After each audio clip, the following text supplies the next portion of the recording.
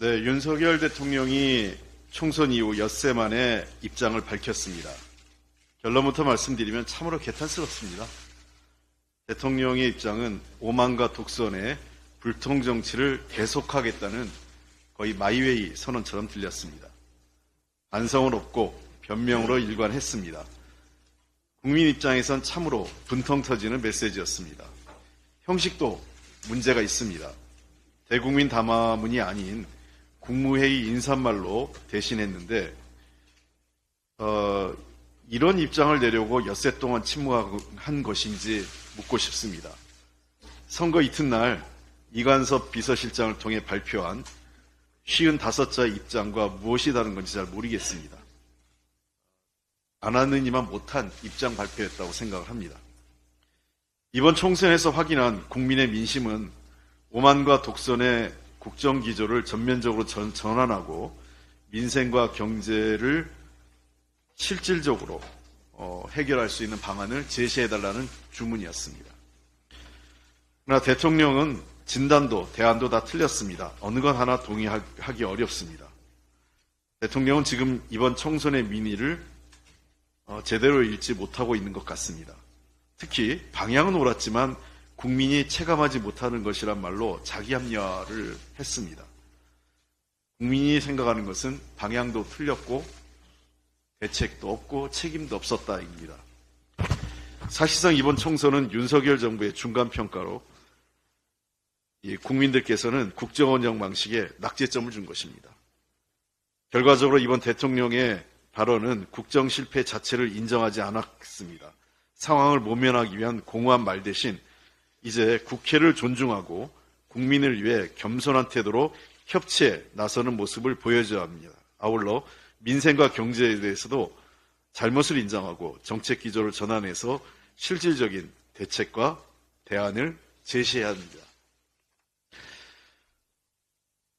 이를 위해서 대통령은 국회를 인정하는 것부터 시작을 해야 합니다. 국민은 지난 2년 무소불위의 권력을 휘두르는 대통령의 모습에 입법 권력까지 여당이 내준다면 대한민국에 큰일이 나겠다는 절박감으로 정권을 심판한 것입니다.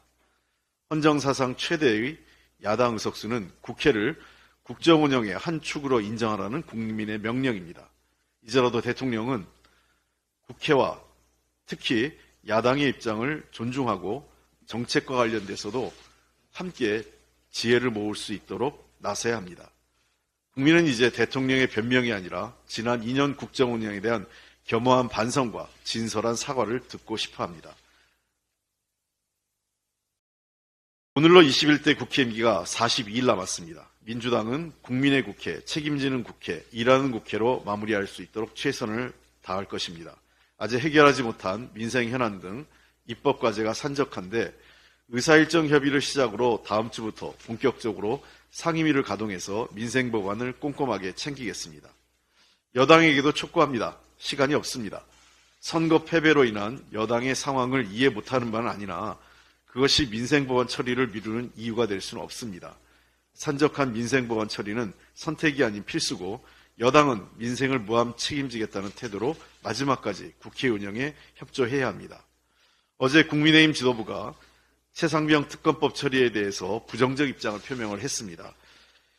이제 선거 끝난 지 일주일도 지나지 않았습니다. 국민의 뜻을 헤아리겠다고 한 지 며칠이 지났다고 벌써부터 이러한 국민적 관심사, 그다음에 국민의 의사를 반대하는 입장을 내놓는 것에 대해서 매우 유감스럽게 생각합니다. 명명백백히 밝혀서 책임이 묻고 다시는 이런 비극이 일어나지 않도록 하는 것이 국민의 뜻이자 국회의 책임입니다. 총선에 드러난 민심을 받들어 정부 여당은 국민의 뜻에 응답해야 합니다. 국민의힘은 여야 합의로 최상병 특검법이 합의 처리될 수 있도록 전향적인 입장에 나설 것을 다시 한번 촉구합니다. 민주당은 반드시 21대 국회에서 해병대 최상병 특검법을 비롯해서 전세사기 특별법, 이태원 찬성자 특별법을 비롯한 민생 법안을 처리하기 위해서 최선을 다하겠습니다.